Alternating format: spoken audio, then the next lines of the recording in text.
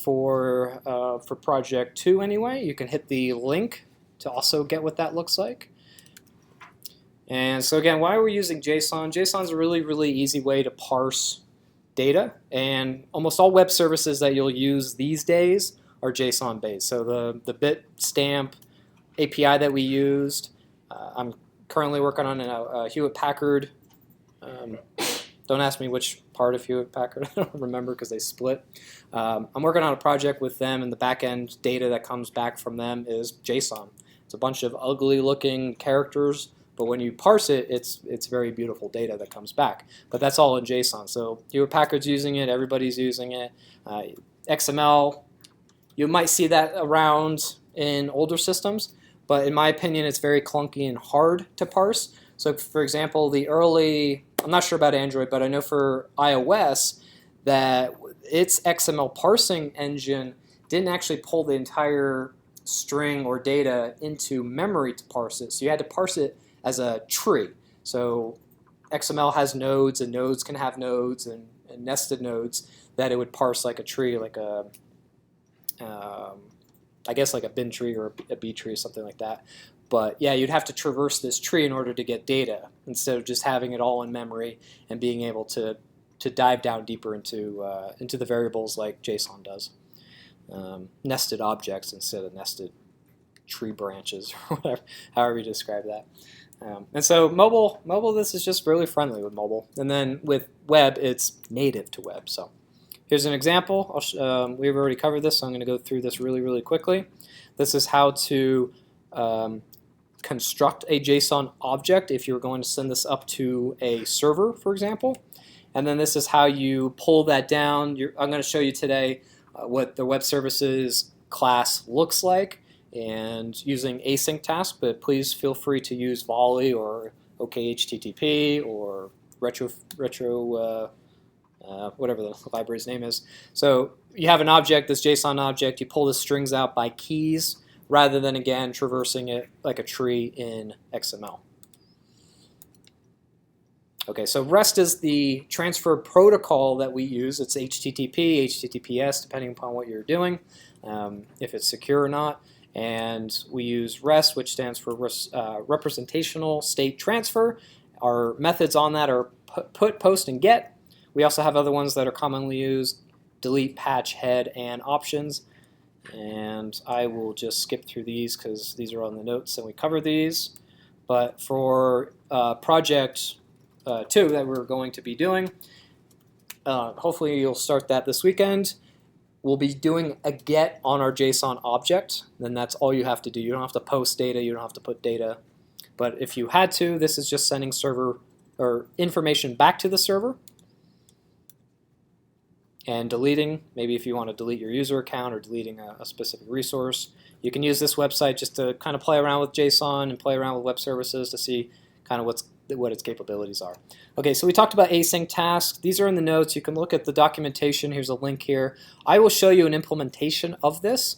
Well, besides this is kind of just generic stuff here.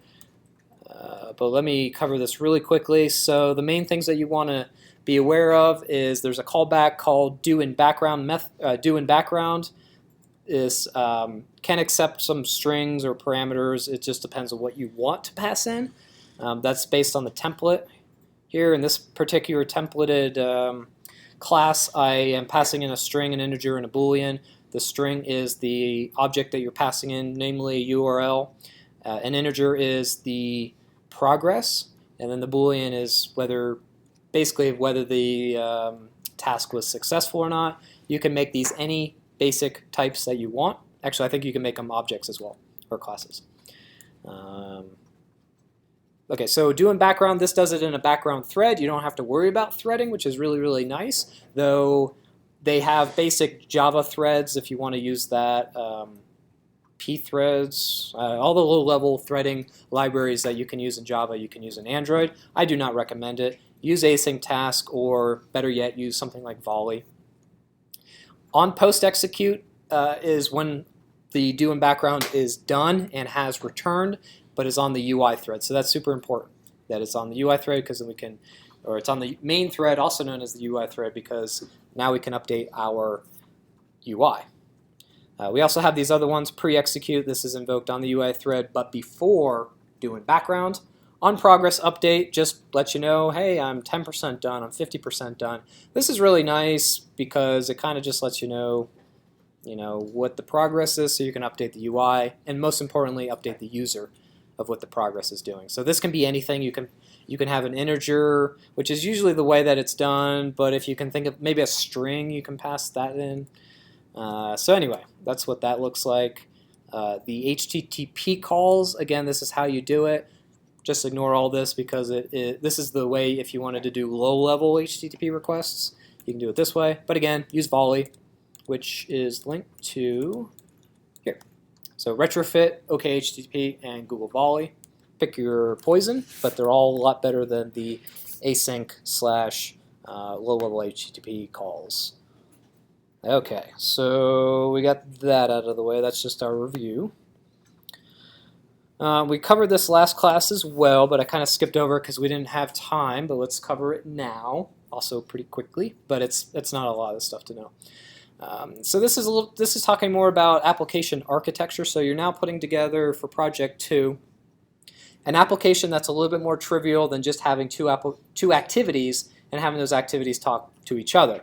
So now you're going to have 2 activities, but one of those activities is going to contain a fragment, and then behind both of those activities you are going to have some kind of repository or data store or whatever you want to call it that holds all of your locations that you have parsed from the web service.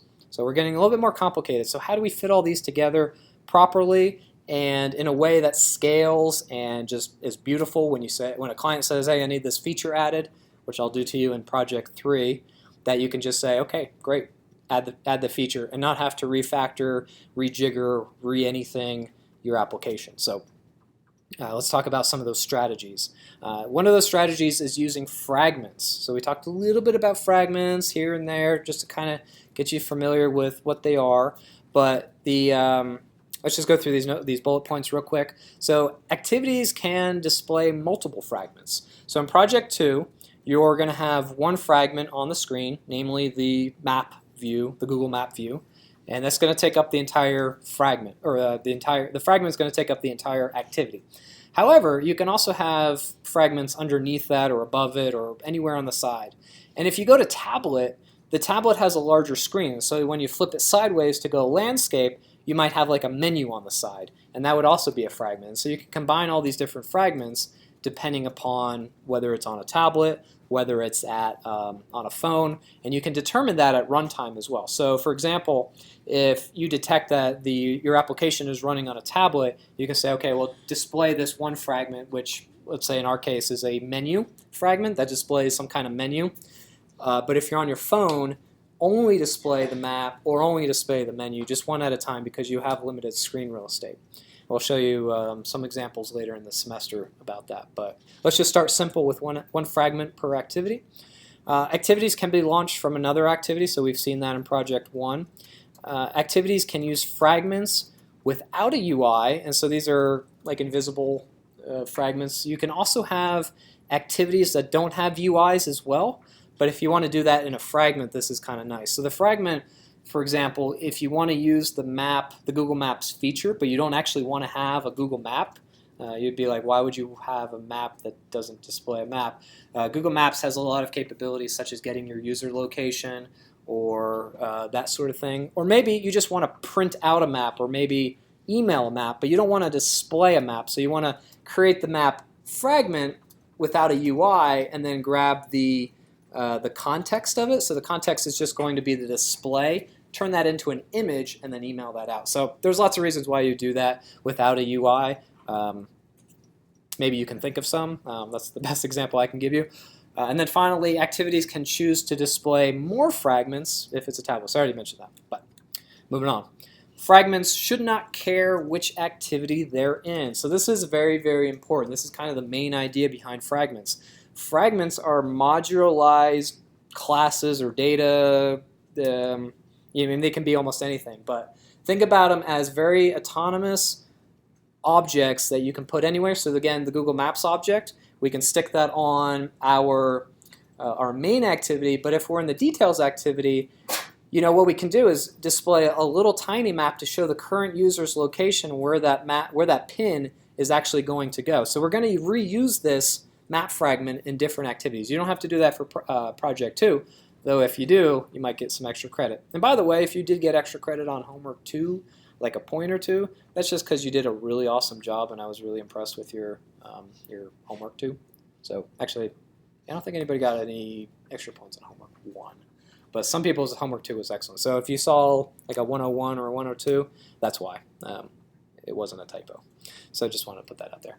Okay, so again, the fragments should not care which activity they're in, and that way you can reuse the code elsewhere. So if you create, let's say, a nice graphing library, instead of making that an activity that only displays one graph, you can make it into a fragment and then put that all throughout your application and not have to worry about what activity it's in, what methods are implemented in the activity, etc., etc. You can just say, here's the interface to my graph that I've just created using a custom view, for example, and just use the API, put data into it using the API for it, and put it up on the screen in your activity in your layout, and it will just work. So where would we create the fragment? Like it would be. So the activity creates the fragment, Okay. or actually, yes, it instantiates the fragment. So I'll show you an example. What's that? Is it like a class? Is that what Mm-hmm. fragment is? Or, okay. You can think of an activity, or excuse me, you can think of a fragment as an activity in a way, but smaller, that you can kind of copy and paste into different parts of your application. So again, the Google Maps, fragments have to be contained within activities. That's the only caveat beyond that. You can't just have a fragment. Like a message almost? It's a lot of things, but I think the best way to describe it is a container. It's a logical container for your UI. That's not exactly true. As I can say, you can have a UI-less fragment, but again, the Google Map. Just the map object with all of its functionality. You can pan, you can zoom, you can pinch zoom, you can switch it to a satellite view, you can switch it to a terrain view. All that functionality is contained within that little window. That's your fragment. Okay, so fragment as a term is very generic, but that's the problem with describing something that's very generic is I can give you a bunch of examples, but to describe it, what it actually is kind of hard because it can be many, many things. But we'll go through this to show you examples. Most things that Google is now implementing are fragments or implemented as fragments. The Google Map actually used to be an activity. The camera that we launched, I think in the first week or so of this semester, that is an activity. But let's say you wanted to have your viewfinder contained within your activity, so you didn't have to launch an entirely new activity. You can use a fragment for that, and then you can stick the fragment within your larger UI. So that's another example, is just to have a viewfinder within a surrounding one. So like for example, for that one, if you wanted like a Polaroid type application where you surrounded your viewfinder, so you can see what your camera's seeing, but surrounded that was a very branded Polaroid-ish device. So I don't know if you guys are old enough to remember Polaroids, but I'm sure you have. That was a joke.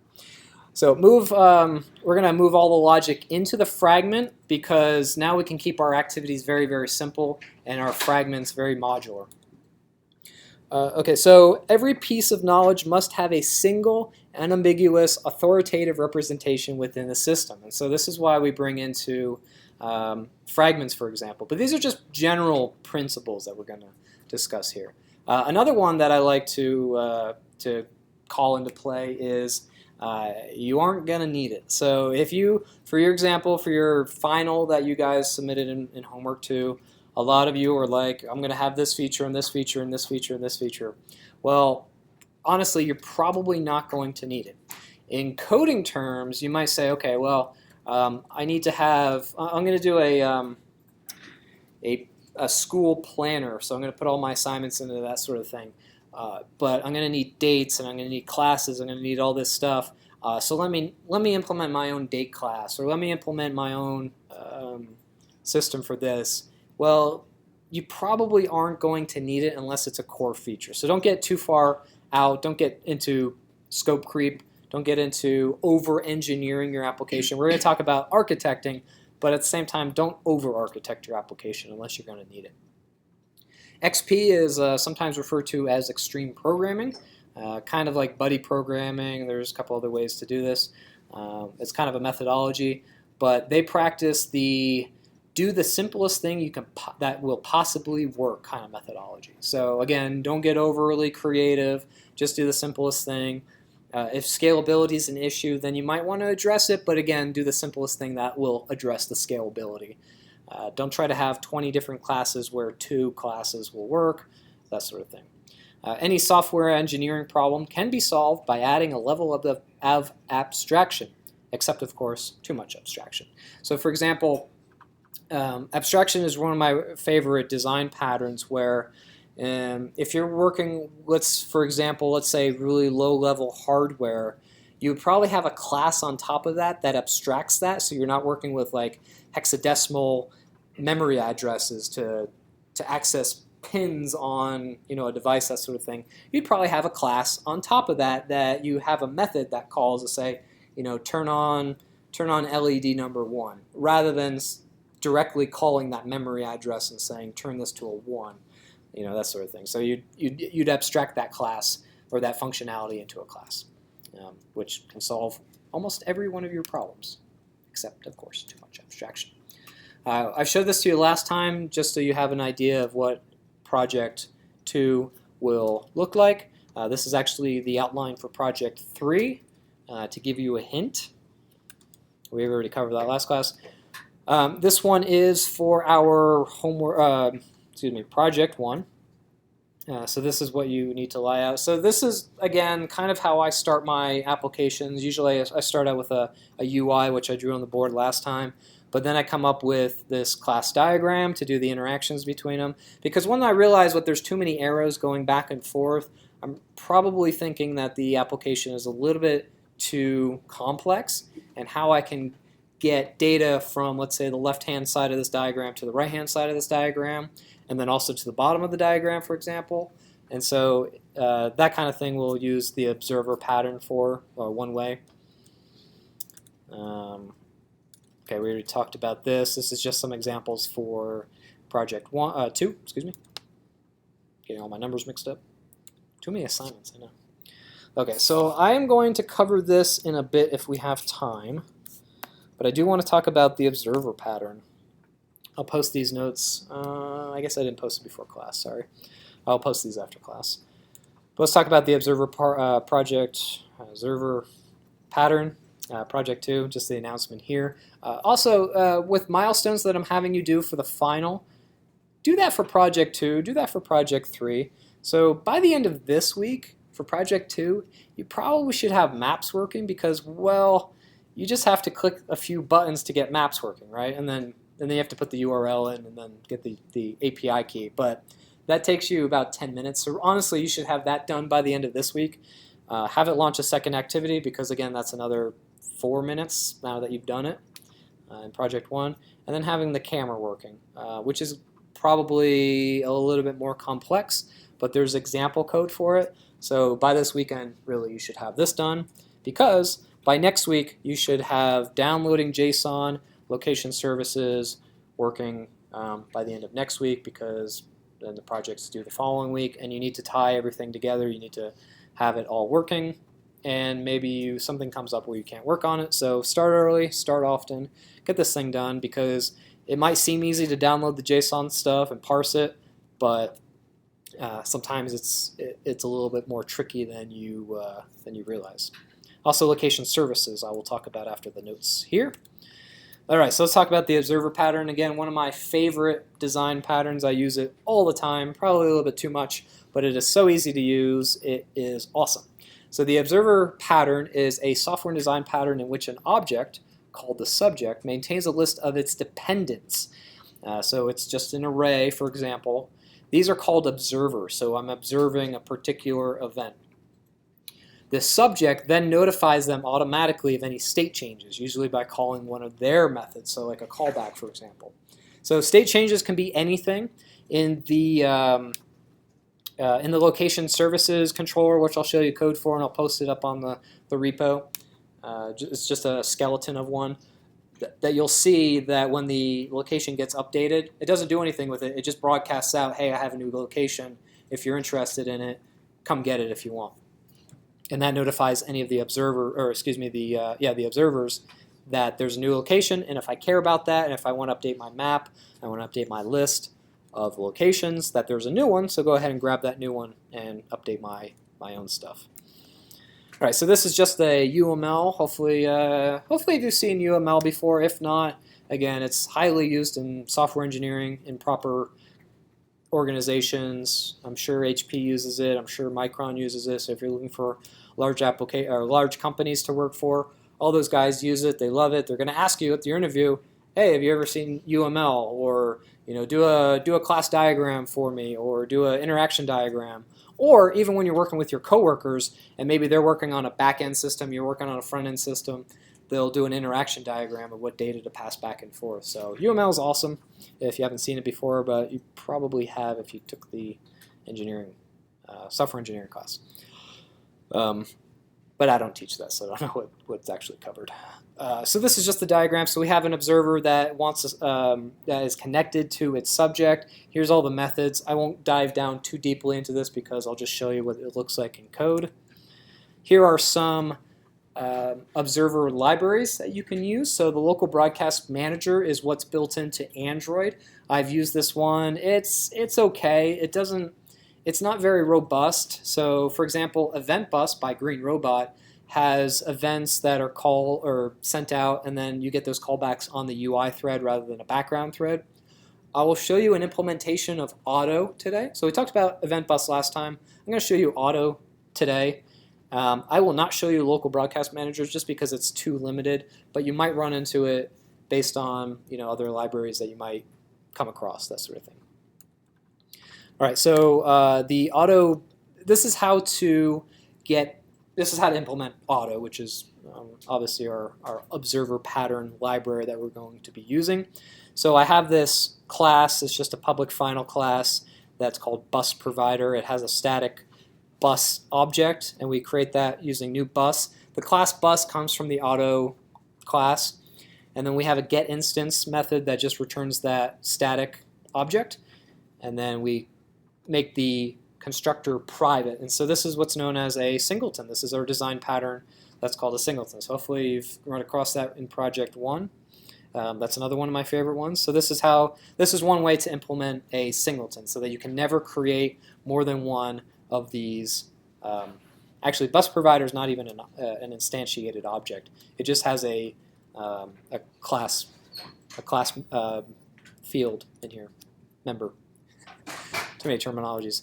Okay, so this is just an implementation. So when I'm registering, I'm saying, okay, whatever class I'm currently in, or excuse me, whatever activity I'm currently in, which is a class, in my onResume, I am going to call setup map if needed. This just comes from the Google template or the Google Maps template.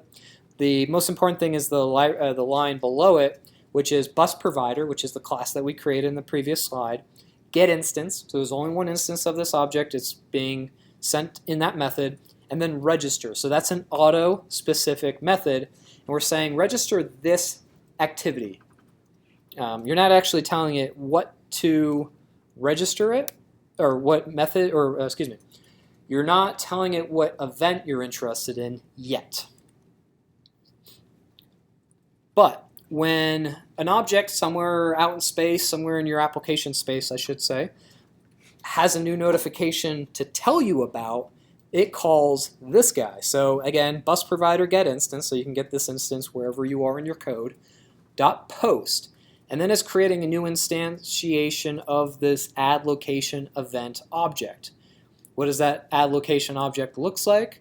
It's just an empty class. You can have members in here if you actually want to pass information. So what you do instead of instantiating it here, you'd instantiate it a line above and then maybe set those members to some useful data, maybe give it a string, maybe give it some other values. And then when you post it here, we get a callback. This is a user-defined callback. And by using this annotation here, Auto goes through your code and says, okay, well, this subject is posting an add location event object. And because this method, you can call this method whatever you want in Auto.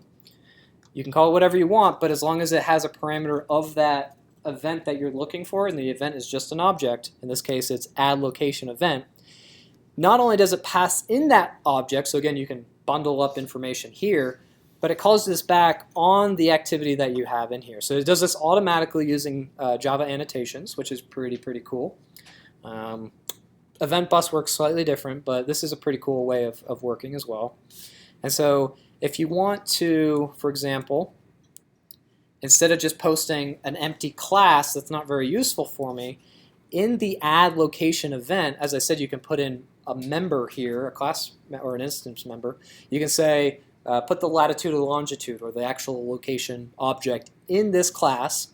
And then again, when you post it, in this callback that's in some activity that cares about it, you can say add location event dot location or whatever you named your member to pull that information out. So this is a really nice way of decoupling your code, not having everything tied to a million different other classes, decoupling your code, but also making it highly cohesive as well. So high cohesion, low coupling is the software engineering term that we like to, or the phrase we like to say. So let's see an example of this. Let me switch over to, I just have a Sublime text thing over here, and I figured out how to increase the text so you can actually see it. Let's see, this is, okay, so location services. Okay, so this is a location controller. What this guy is going to do is it's going to register down here for start location reporting. So this is what you're going to want to do, and hopefully you can see that. I didn't realize that you're asking too much. Let's see if I can figure out. No, yeah. Sublime text just comes this way. I don't use it. I didn't think about it. I was like, it's high contrast. Okay. Well, there was a reason I didn't open it in Android Studio, but let's just go ahead and open this. Really, the only thing you can't read is the comments, but that's okay. Let's actually start the Bronco maps. We got about 10 minutes, so I'm going to start that, but I'm going to show you these guys as well. So that's project 1. Let's start a new project.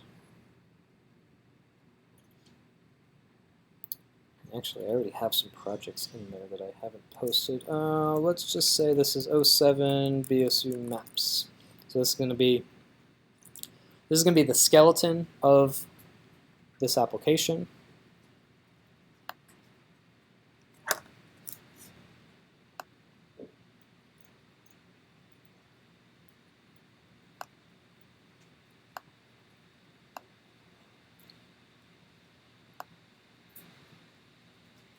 So I do have a 06. Okay, I'll change that directory later, but that's fine for now.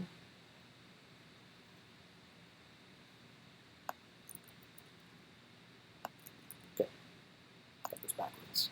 All right, so we're just going to accept the defaults here. Okay, so as I said, you should have Google Maps working by the end of this weekend because this is how easy it is to do. Click. Finish. Let's go ahead. That. All right, so I've copied this code. I'm going to post this code to the repository so you'll have it, so no worries there. 07. Yeah, I'll post this example code. Actually, I'll post the example code so you'll have this here. But I'm just going to do a skeleton of an application. Okay, so what actually I'm going to do is create over here a new Java class. And I'm going to call this locations controller. So the locations controller is not only going to handle the GPS locations, but also containing the locations itself. Oops, I guess I lost my copy. Oh.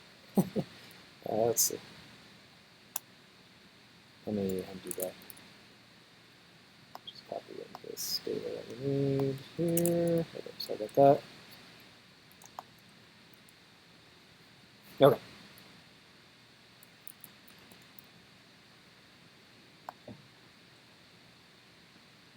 All right, so again, this one's using the auto observer library. If I had a choice, I would use Event Bus just because, again, it has the callback on the UI thread. But this is just one implementation, so choose it what you will. So we have a static object here. Actually, I'm going to rename this to, don't rename it, refactor it. I'm going to refactor this to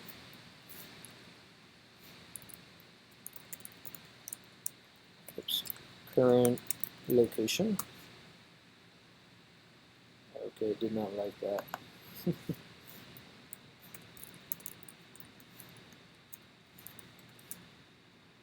Okay, import those. All right, so we have a current location. So anytime any of the classes out in my application ask for the current location, this could be the details activity when you're adding a pin. This could be basically anywhere in your application, but that's probably one use of it, that this class holds an instance to that latest location. So as the GPS is updating location as the user is moving, this gets a callback and then resets this current location. So I need to actually rename that.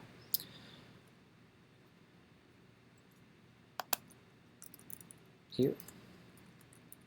Okay, so let me call that. So this is kind of the main part of this. We have a start location reporting, which is going to, and I showed this last class, so this should not be new, but location manager, let me import that. Context, get system service, context.location service. So this is how we get an instance of our GPS, or a location manager as these guys call it. Let's import that.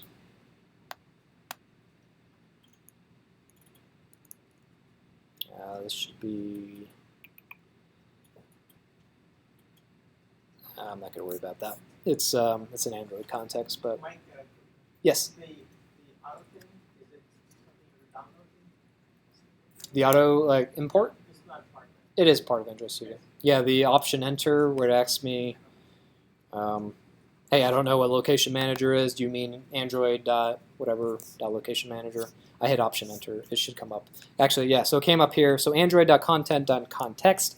Option enter. That should work there. Option enter. It's asking me for 2 location listeners. I probably want the Google Android GMS one. Util.log, yes. The OS bundle, yes. All right, so after you get all those auto-imported, now everything should work. So again, this is how we get a instance to Android's operating system GPS system called Location Manager. We store that into a local variable here, and then we use a location listener for our callbacks. So anytime the GPS changes, and we can set parameters on the Location Manager. I think I have example code for that already. These are our callbacks. So on location change, that's pretty obvious. When our location changes, we get a location object. I am using that location object, storing that in the current location. We have a status changed, so that could mean many things. Provider, on provider enabled, so the provider can be a cellular GPS location, so you can get GPS location from cell towers, of course. When that's enabled, you'll get this callback. On provider disabled, so maybe they disabled the GPS, maybe they disabled the cellular data. You can have a callback to either alert the user that, hey, you might want to turn that back on because the app's not going to work, or stop recording data because it's all bogus data because there's no provider. And then finally, what we do is to turn that on, we request location updates, and this is the provider. They also have, this is the GPS provider, but they also have network provider, which is the cellular stuff I was talking about. I do not know what passive provider is. I think that's the Wi-Fi GPS stuff. You can actually get GPS locations from Wi-Fi. Because somebody drove around a truck and took MAC addresses and figured out that if the signal is this strong from this MAC address, and this one is over here, this strength and that MAC address, that it triangulates your data. It has its own GPS. So it's crazy what people have figured out, but that's what I think what the passive one is.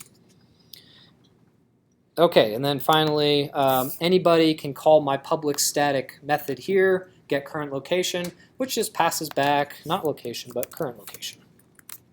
Okay, so that should be pretty, that's just a skeleton of it. Obviously, you're going to have to implement your own functionality here, and namely the auto or event bus or whatever you want to do, if you want to do it this way, to send out that notification. What do those notifications look like? Well, I had code, but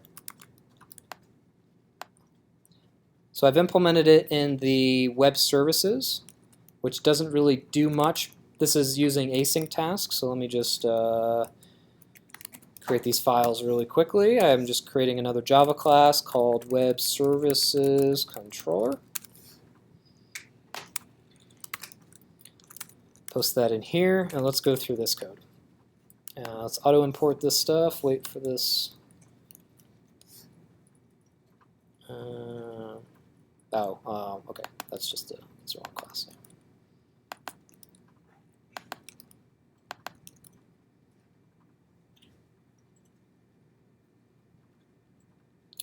Okay, so we have this web services controller. Again, this is kind of a singleton class, so it has a bunch of static members in here. One is the host URL that we're going to use. Again, this is a constant because if you're working in a development environment, this might be maybe your local machine, so you can change this to localhost or 127.0.0.1, and then when you push it out to production, you can just easily swap this out to whatever production URL you want to use. And then finally, I have one of my REST endpoints. This is just a static JSON file, but it works exactly the same when I do a GET request on it. Now, this is an async task, so again, this is in the notes, but feel free to use volley. I have a variable in here called isRunning to see if another request is already out there running, downloading data, and if so, I don't run them twice. Finally, I have the async task itself, which I have as a GetResourceTask it's a subclass called GetResourceTask, which I'll show you the implementation down below. And then we have a static instance of our web services. We make our constructor private, so we disallow any new creation of our web services controller, again, to only have one instance. If you want to get an instance of that, we have a method called getInstance. This is a pretty common Android/Java way of doing these, though I've seen other methods that work perfectly well. I have this method called refresh location. So this is going to go out to the web service. It's going to call the web service to grab the new JSON data and then parse it. I have a save locations to server, excuse me. This one doesn't actually work, but theoretically, if you wanted to post data back to the server, you'd probably have a method to do that as well. So that accepts an array list of location models, which I don't have implemented, so that's red. I'm asking it, hey, are you currently running? If so, return. Maybe I want to do like return false too to let the user of this API know what happened. Async task is not coming in, but here's my actual. This is an inner class, so I'm defining this GetResourceTask. It extends the async task. It is passing in a string, so this is going to accept a. It's going to accept a string as a URL. It's going to accept a integer as the progress, and a string after everything's all said and done. It's going to pass back a string to the main UI. So let's take a look at what this looks like. I have a timeout for 30 seconds. That's if the request takes longer than 30 seconds, it times out. I think the default's like 10 seconds, and sometimes that actually happens. So I want to set the default to something a little bit longer. We have our on pre-execute. Again, this gets executed first, so you can do any setup that you want to do. And then here's our main workhorse. This is the DoingBackground. This is our string type that gets passed in via our template here. So string here. Let me import that now that that finally comes up. Import all these guys. Okay, so again, that first parameter in our template for async task defines the parameters that are being passed into DoingBackground. So we construct a string based on the host URL and our endpoint. We create all that fun stuff that I showed you in the notes. We create a parameter object. We set some parameters on that parameter object. We stick that parameter object in an HTTP client object. We do all this stuff, and then finally we execute that with a response handler. So our HTTP client execute HTTP get, which is our get request, and then we have a response handler. Our response handler handles the actual errors that come up, anything like that. But all of that is passed back synchronously. So if I call this line of code right here, and my file is 10 megabytes, 100 megabytes, 10 gigabytes, this line of code won't finish executing until that entire thing is done downloading. So this is why we do it in the background, because we don't want to lock up our UI. So if we did this on the well, you can't do it, but because doing background is automatically done in the background. But if we were to actually call all of this code on our main thread, the UI will lock up for however long it took to download it. So this is a very bad practice. So this is again why we do it in the background thread. So this gets locked up when this is done downloading the JSON response. It gets put into the string object, which starts out as empty. And then what we do is we return that response. But where do we return that to? We return that to the onPostExecute method. And again, this gets run on the UI thread. Here's our parameter that's being passed in. So this guy right here, this response, is passed in here. So you can almost draw like a straight line from this object to here. And then again, this is on our UI thread. So I don't have this implemented here. I'll probably create this after class for next class so I can show you the skeleton of this application. But I have a locations factory that I'm going to throw the JSON or the response, which isn't JSON, into this factory, this locations factory. And the locations factory doesn't return anything. What it's actually going to do is it's going to post a response up to the observer pattern client and let those people know, or those classes know.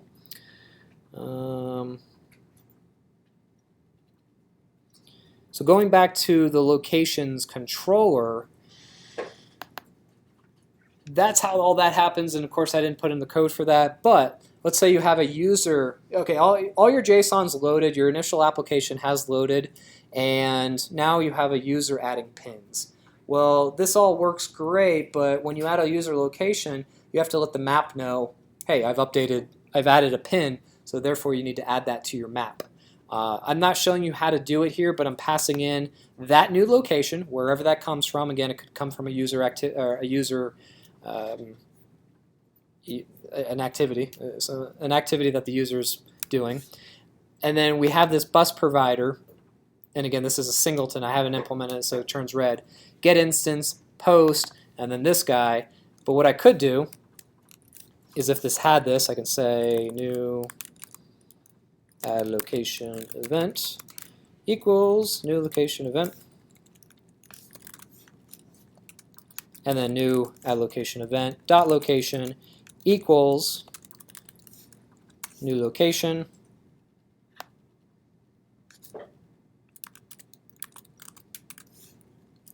Okay, so this is how to pass an object with data, kind of like your intent, but a lot more robust because these are actual objects. These are classes that you can implement or instantiate. Pass some data in like you normally would, and then pass that instantiated class into my post, and then it kind of just goes into the ether of your application space, and whoever is tuned into that radio station, that event, gets a notification of that. So for next class, I will show you an actual implementation of that and how that works. It's very, very seamless because I don't have to have references to different classes. But that is all I have for you today. And so the last 10 minutes of class, I guess we have. Of course, I'll stay after if you want to stay. Yeah, absolutely. So you got methods that pull down the JSON file and you can access that. But what was that inner class? Okay, so good question. What is the inner class that I showed you here? The inner class is a subclass of the Async Task class that I had in the notes to run tasks asynchronously. So we have to subclass that. I'm calling my subclass GetResourceTask, and then in that GetResourceTask, I'm overriding these particular methods in here. And that's the async task handles all of the threading, all of the post back to the UI thread, all that functionality to be able to run things in the background. So is this going to be getting data from the JSON and then Yep. uploading it to? It's not uploading it. I'm not doing anything with this data, but if you were to execute this, which I'll show you next class, this response string will contain the JSON data, which you then parse with the JSON object classes and everything like that.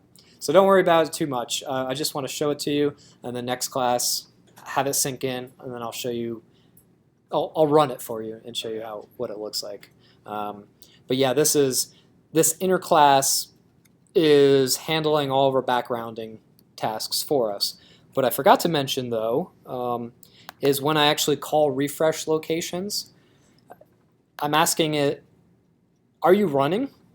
And this is running is getting called, well, it's getting reset in the post execute. Let's see. Is running should be set to true somewhere. Okay, it's set to false. So is running is initially set to false. When I say refresh locations, it asks me, are you running? If it's the first time I'm running, then that's false. So it comes down to this code. It sets running is true. So if I was to call that immediately after this, it would no longer, this would just return. So you can't call this multiple times. As I mentioned with async tasks, you can only run the async task once, and then you have to basically throw it away. So every time I'm creating a new instance of that, and then I'm simply calling execute when I want to run that task in the background. So sorry, thanks for asking that, because I forgot to actually mention how to run the tasks. So this is running the inner class down here and how to do the background stuff. So again, I'll post this tonight, and then we'll work on a little bit next class as well, and show you a little bit of how to actually architect project 2. I won't show you how to code it, but I'll show you how to architect it and basically do a skeleton application for you. Okay, any other questions? Threw a lot at you today, but again, we'll cover it in more detail and example next class. Okay. Then